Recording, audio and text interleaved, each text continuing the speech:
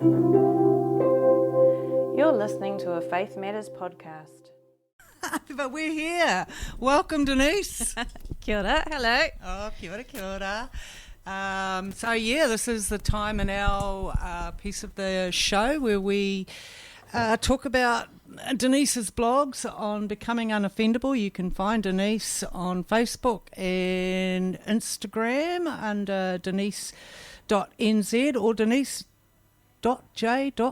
Has it got the two dots in there? No. No, it's not. I just confused everyone. Let's just do that again. The website, denise.nz. Thank you. Boom. And on Facebook, on Instagram, you can find her under Denise J. Gardner. But if you're wanting to be reminded of that, you can look for our posts later on today under Faith Matters for these pictures and a little bit of something in there, I don't know, whatever we throw up in there to remind you of today and lead you to the podcasts, which are all on Raglan Radio. You can find them, or you can look under Spotify too, under Faith Matters. Is that correct, Denise? She's busy at the moment. There she is. Yes, that's right. Faith Matters, no space between the words on Spotify. Yeah, there we go. Just because I want to be correct in everything I do, there is no space between Faith Matters. It's just one word to me, Faith Matters, and it has a lot of kind of reasons why I called it that, and one day we might have a look at that. But today we are looking at Denise's blog, and the heading of her blog is "Which Way Do You Lean?" which is really quite interesting. Denise. Usually a little bit to the right, actually. Yeah, actually, I'm right in the middle. I don't lean anywhere. I'm just done. Straight. There we are. There we go. Whatever that means. There we go. So Denise, tell me. Oh no, we're going to get the giggles now. Okay, so tell me about what this blog is all about and what it means for us. I actually originally read something that was talking about vertical planks and planks being vertical and so being placed in their natural position, the way that they naturally grow. And that didn't actually quite make it to the blog, but that concept of vertical versus horizontal, like if you're leaning and you're a tree and you get cut down, you will naturally fall a particular way. And I think as a person, when you lean towards a particular direction, the further through your life you get, you become more and more set in that pattern, set in that way, and you're heading in a certain direction.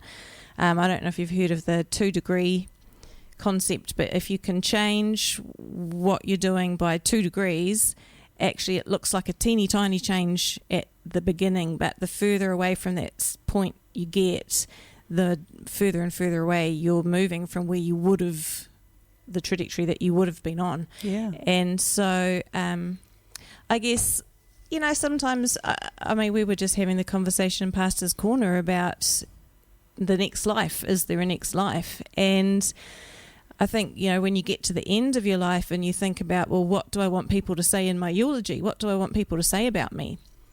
That's the kind of thing. It's not about what you're doing necessarily, though that may have a part to play, but it's more about who are you becoming?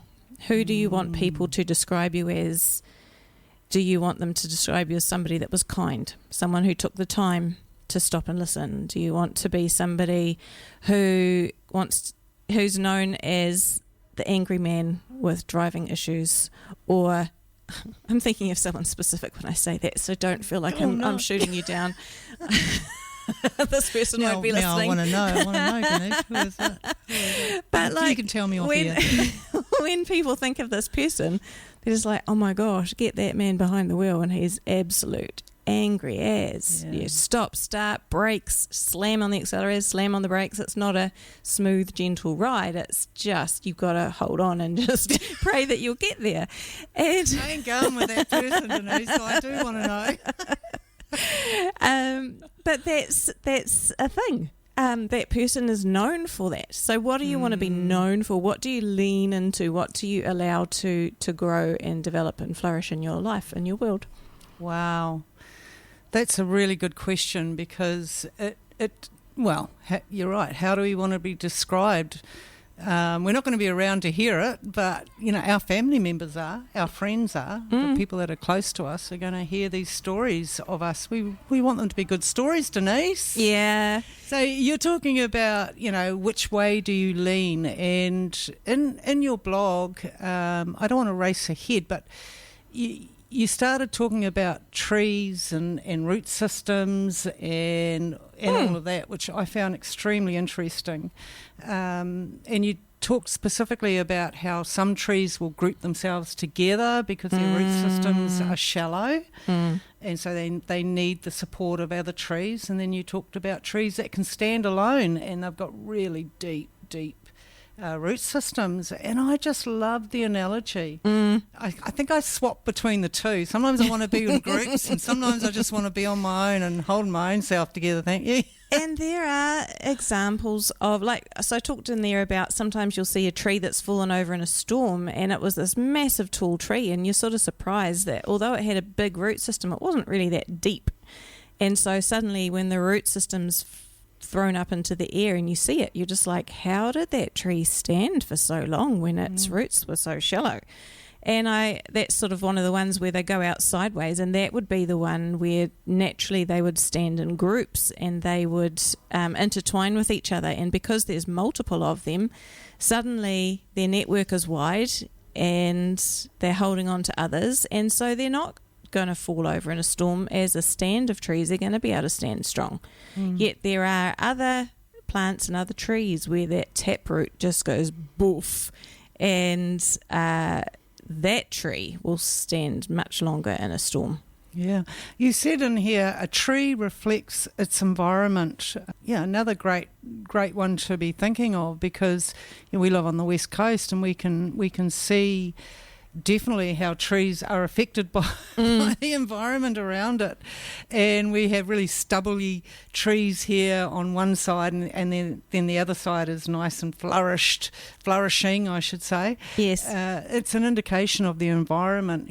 This tree is trying its hardest to grow in this environment, and it will not give up. And it shows its two sides. One is all stubbly and just surviving, and the other side of it is flourishing because it's out of the wind and being protected by that stubble. So it's quite interesting, when you look at a tree in the environment, and we're quite the same as human beings. Our environment, we will grow to the environment we're in. Yeah. I think that's encouraging for someone who has a pretty hard circumstance, that trees can grow in the strangest of places. And, that tree that's just holding on and it's leaning in the wind, all of its branches and all of its leaves head in that other direction, because that's what it has to do to survive there.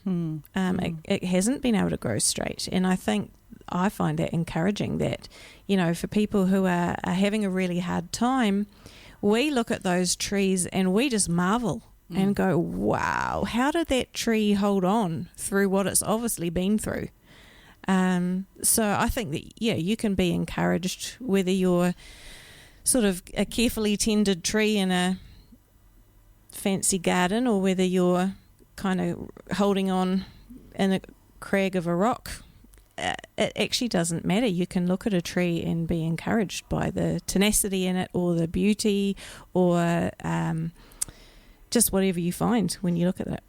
And you can see too the environment around by looking at the tree.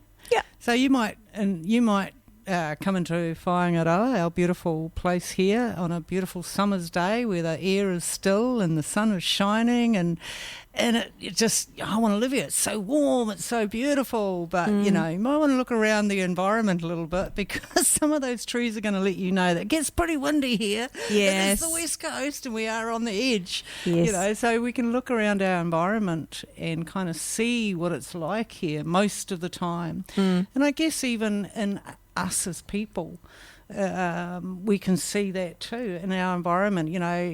Raglan is known for, its environmental stance and the way that we recycle. And if you look at the people around here, they do. They take great care of recycling, and they have a passion for this community and how we use our rubbish. And so it's evident here that you can go to the school and they'll be talking about recycling, or it's part of who we are. Or if you're around the artsy people, suddenly you'll be hearing about all these great creations that we have in Raglan, and different artists and the beautiful views that they paint. And this is the environment that we live in, and you can see through people what this place is like. Yeah, I think there are a few native trees that actually kind of came to mind when I was thinking about this blog. So you've got the kahikatea stands. I don't know if you've noticed. I used to just see trees off to the side of the road when I was driving around. I never actually noticed until my son explained them to me. That kahikatea stands, they are the ones that intertwine their roots. They grow together. And so you'll often see a sort of a very small plantation or a small grove of trees dotted around a farm, say. And those kahikatea trees have grown there together. And so, maybe we protect those kahikateas by fencing, so that when seeds fall or whatever happens, that they produce, I don't know whether they have seeds or whether they have new shoots pop up from the root system. But however that be, if you could protect that stand of trees so that new growth could come up, like that could be something very, very easy to do. Or I mentioned in there about some trees actually grow up like vines and then sort of turn up to trees. I think that's a rata. Yes, very interesting. Yeah. Like they will find a tree to crawl their way up. Yes, and then we call them a tree. But actually, they're not. They start as a vine. Yeah, they're passengers. Yes. Yeah, so finding that person that they can grab onto, that tree they can grab onto. And so a tree that becomes beautiful and strong actually starts by climbing up alongside its neighbour. And so, for somebody that's their story, that actually somebody might say, I couldn't have done this unless this person stepped in and supported me. Like that's a powerful story. It is, Yeah. And nature shows us what we're living. Yes. Yeah, and I talked about ponga. Yes, you do. The ferns. Standing tree ferns, and standing. Sometimes you can have the trunks. You might see them somewhere as a fence vertically, and then actually some of them sprout and they send roots down and they continue to grow. And you've got little fern korus and ferns unfurling out of your fence, which looks beautiful, and it's because these tree trunks are standing as they grew, and so they continue to grow if they have the opportunity. Yeah, like us, We were talking, like say, in Pastor's Corner about, life and death and heaven and hell, and you talk about in your blog that when a tree falls and it how do I put this, starts to send roots down, it's not actually dead. It looks dead, but it's not. And there's still life in it, and another tree will grow up from where that tree fell. So, really interesting when you think about life is continuous. When we look at the earth and we look at its regeneration and how it works, life is happening all the time. Yes. We think something's dead and we see it drop, and then we come back a year later, 2 years later, and something's sprouted out from that tree. It's quite incredible. So if the trees can have more life, we've got to think about the question for ourselves. Yes. If this earth can regenerate, maybe we can too. Maybe we've cut someone down or dismissed them out of our world, and actually, from that, something else could sprout that carries life. There we go. You're listening to Maree and Denise on Faith Matters and Becoming Unoffendable, which you can look for. Let's hear it. I'm waiting to see what she says. Just never know. Website, denise.nz. That's that simple. That's simple. It's that simple. It is that simple. You can look up that, find Denise's blogs and get some food for thought. You might want to unpack some of this with somebody you care about in your life and have some really good discussions, because that's what this is all about. That's what we're here for, just to look at things and, what does it mean in my life? And how can I bring that in to make a point of difference? Yeah, I'm thinking about trees, obviously, this week. And there are different environments that you can find trees in. Sometimes you'll find trees in an orchard setting. And if you notice them in an orchard, you will realise that there's a lot of extra care that needs to go on in an orchard environment or in a vineyard, or, I know that a vine is not a tree. Oh, I was like, who walked in the door? Bree's waving at a camera and Sorry. I was looking to see who was there. No one there. It's just us, Denise. That's for social media later. You'll have to see what I was waving at. Oh my gosh. There we go. Anyway, so orchards, where you think about, say, an organisation where you've got a whole lot of people who are together, who are working towards a common purpose, that takes a little bit of intention, creates. Oh, yeah. Somebody needs to work at creating a culture or an environment that those people will thrive in a way that really works well for who they are and what they're wanting to accomplish. Yeah, you see that in business and in organisations. If there's some toxic stuff going on there, it's going to come out. You're going to see it in people. They aren't going to be happy and they aren't going to be growing and they aren't going to be thriving. But you get in an environment, in a working situation where people are encouraged and they have a future of some sort, then you can see them. They're different. They have a sense of expectation in them. Perhaps a little bit more disciplined. A lot of pruning goes on. Ouch. Yep. Oh, well. No one really wants the pruning part. I've had way too many prunings, Denise. I think there's only a trunk left. Maybe you're in a winter season. No, well, look, we are coming into that. I've lost my leaves. We're going to head into winter and just roll on spring, I reckon. Bring me that new growth. But so we're talking about like trees. Sometimes you have, I don't know if you've ever been out by Karapiro. There's those cherry trees, cherry blossoms. Have you seen those? I haven't, but they are gorgeous trees. I know them. There's this whole line for a couple of kilometres. When you go in spring, it's just blossom tree after blossom tree after blossom tree on that side of the road, and it's absolutely gorgeous.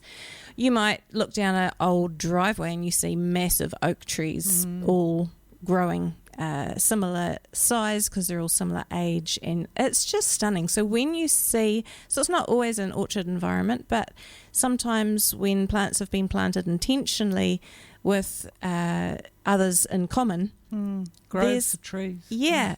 There can be a real beauty about it. And so, you look at an organisation and I don't think of an organisation as beautiful, but sometimes you might have a gathering of people and they come together for common purpose, and something beautiful might come of that. Yeah, for sure. If you're the one looking in, you'll see beauty. You'll see the gems in there, because it comes out of them.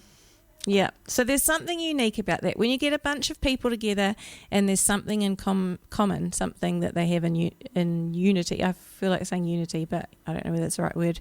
It can be beautiful.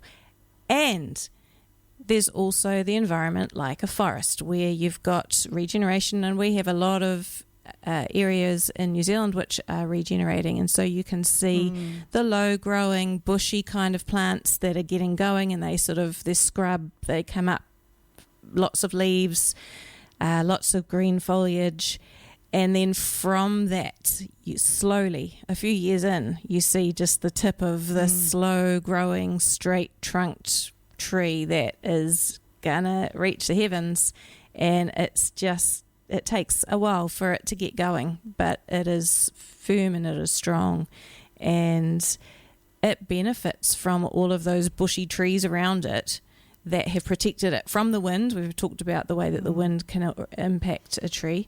And so this tree that has protection of others around it gets established and gets going. But then as time goes on, it creates the canopy that shades the rest of the plants and allows them to create their own environment and ecosystem that everybody contributes a little bit, even though they're so different. And it's a good picture, isn't it? Because it's that shrubbery that you're talking about, the little ferns and everything, become the nursery for this tree to grow. They're nursing the seed that we can't even see yet, stuck underground. It's in the dark, hasn't even, and so over time being watered and doing what it needs to do to regenerate, these other plants around it are helping and supporting it to do that. And that's what we're like in life too. Hopefully as human beings, we can gather around somebody who may not have the strength that we have and really needs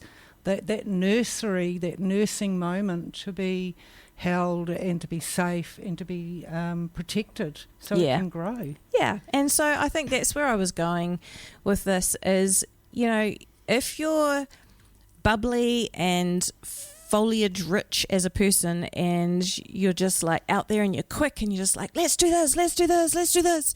And then there's someone that might be in your family or in your friend group who's just a little bit slow. They just get out the car slowly. They don't run to the beach. They just walk. And you're just like, oh my gosh, could we get a rocket under you, please? Move it. Maybe they are getting established and maybe you are sheltering them, and maybe when their roots get down deep, they will be a real strength in your world that you could never have expected when you were rushing around being lush foliage. That's so, yeah. And to be thinking of that, like, because what you're saying is to think outside of ourselves too. Yeah. To have awareness of other people and not just assume that everyone's in the same space that we're in, because we're quick and we're zappy and we want to do things, and somebody feels like they're dragging the chain, so to speak. Maybe there's some things going on in their world and they need your support, your comfort right now. Yeah, and equally for all of those introverts amongst us who not even just introverts, let's be honest. But, if you are that one who's perhaps not quite so foliage rich at this moment, and you can actually appreciate the people around you because they are creating an environment for you to get established so that you can flourish in time. It might not be right now. It might be in a few years' time, but appreciate the people who you're surrounded with in the meantime because they're there we're actually working a purpose in your life. And choose your environment. I mean, when we're younger, we don't often get to choose our environments of where we want to be, and we have to grow the way that we are planted. The many things that we've grown up with different cultures and different belief systems, and we get carried along with it when we're younger, and as we grow we might challenge some of those things and maybe not want to be growing the same way as we've always grown. So we're going to want to change directions, Denise, and make some different choices, or we may want to stay in the grove that we're in because it's been a great, healthy, nourishing environment and we feel quite safe there. Yes. We've got all the food we need and we don't have to struggle at all. So, thank you. But, sometimes I think it's good to have a bit of struggle in your life, a bit of standalone tenacity, so your roots can go down deep. Because if you keep in the grove and you never experience any of what the wind is kind of baffering out there and what's happening in life, where do we grow our roots? Where do we get that strength from? I mean, sure, we can get it from other people, but they're not always going to be around us. We need to get some tenacity in ourselves. So, to plant ourselves in good environments So, we've swapped from trees to people because the analogies are so close there of what we can do. So, if you find yourself in an environment that maybe isn't so healthy for you, I mean, I was in many environments that weren't healthy for me. I still grew in them. Yes. I didn't stop learning, and I gather all that information that I have from those places and use them in my life now. They've made my roots stronger. If I'd been protected all my life, Denise, I don't think I'd survive out here. I'd be like, crying, like, stop hurting me. Stop ripping my branches off. Yeah, and yet you have been intentional about which way you've leaned. Yes, definitely. Absolutely. There was a time then in my life where I made a choice to go in a totally different direction than the direction I was going. I uprooted myself totally and planted myself somewhere else that I knew, it was different soil, but I knew it was healthy soil. Oh, I like that. And I knew I was going to, I guess you've got to challenge yourself. Do I want to grow? Do I want to develop? Or do I want to remain the same? If you're happy the way you are, well, that's fine. That's great. But if you find that there are things in you that in this lifetime you want to work out, you want to face it and get through it, then, that's going to take some tornadoes, some hurricanes, some heavy wind flow. Just to knock your tree around. It here. You're gonna have to come. You're gonna have to come up against it and move through it, because that's the only way your root system is going to get stronger and not just flip over at the first, sense of some sense of wind. Not a very strong one either. Yeah, I guess we were talking in the break, and another tree in my life came back to mind when we moved into a particular home with a house that had been built in the 60s, and the piles were slowly slipping, and it was, you walked into this particular corner of the kitchen, you're kind of walking downhill, just out of there. Character. Oh, it really did. Just outside of that, there was some glass bifold doors there, and there was a rotting deck, which eventually we put some new boards on so that we could use it. But when we arrived there was this rotten deck outside, and off to the left was this kowhai tree, which was scraggly and just... My husband, the first thing he said when he saw it was, we've got to get rid of that tree.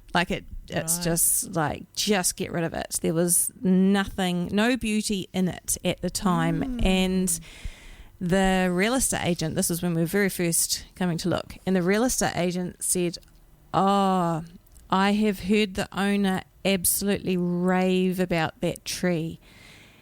Just leave it there for a year. They said to tell you, leave it there for a year if you move in, and then you can decide what you want to do with it. And we're just like, well, that's an interesting concept. So we left the tree there. My husband was like, okay, I've got the timer set. Give me 1 year and I'm chopping it down. But I'll tell you what, when the kowhai flowers came through and the tuis came and hung off it upside down drunk, it was right by our window. Beautiful. And we just went, wow.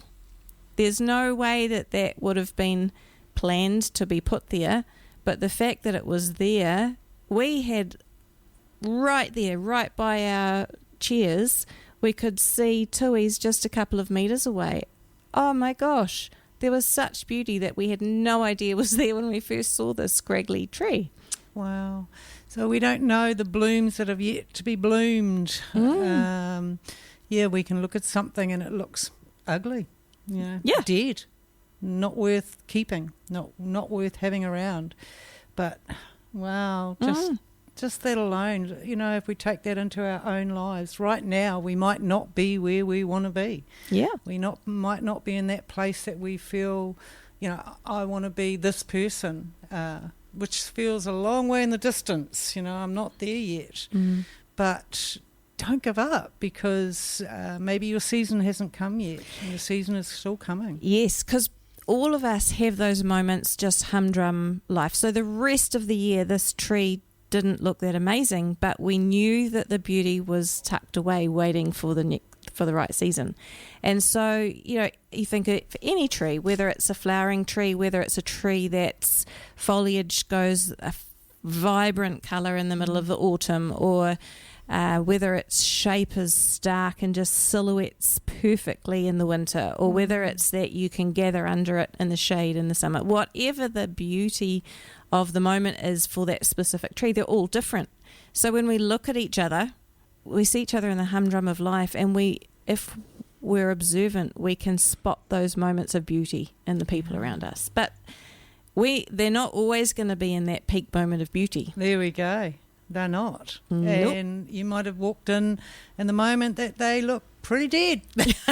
Ain't nothing going on here, folks. Actually, my neighbour popped in yesterday morning and I was like, I'm in my pyjamas. I was like, she doesn't normally come over till about 10ish, and I had just had a big day the day before. I thought, you know what, I'm going slow this morning. I was like, why did I choose today? No one ever comes to my house. But she saw your beauty though later on. She's like, I just thought it was a sundress. And I'm like, well, thank you very much. So yeah, that's life is challenging, and life has its different seasons, and we need to be aware of the season that we might be in or somebody else might be in, and like we said, maybe they aren't blooming right now, or maybe we're not blooming. We're in a winter season, and we're quite shut off, and we need the nursery around us to support us through that time, because at some point we are going to bloom. When I was younger, one of my most favourite trees, Denise, was the weeping willow tree. Oh, the willow tree. yes. Is it called a weeping willow? I don't know. Yes. Is it? Yeah, you can have. Oh my gosh, we had one down the back of our farm, and it was a typical, like a little pond, and you could hear the frogs, and oh my gosh, they're just great childhood memories. Yeah. But this is also a place where I got to know Jesus. Oh, wow. So this is something I've shared on here before, when it wasn't always easy growing up in our household, and so I used to disappear with the farm dogs down the back of the farm, and this is a place that I would go for hours on end. And I remember having conversations with a man there, and the pictures that we have of Jesus, right? I mean, I went to Sunday school when I was a kid, so I had a picture in my mind of who Jesus was, I guess, already. And so there was a familiarity there for me. But this was a supernatural experience. But kids can daydream. Like, we can do this stuff really easily and fall into places that adults don't go anymore. Imagination, daydreaming, and these are the places that I would go to. And in those places I found a man called Jesus. Wow. Who would sit and talk with me. And I just remember coming away from those times feeling really at peace and just, I don't know, just good in myself as a little girl going home. So whatever stress I took to that place left me when I went back home again. Yes. So I have very fond memories of the weeping willow and ponds and places of peace, and trees in general. I suppose they bring a point of difference for me that I noticed when I was little. Well, the Bible does talk about people being like, say, a righteous person being like an oak, someone who grows with deep roots and who stands strong. So there is imagery in the Bible about so much there. Us in trees. Yep, and fruit too. It's all in there, mate.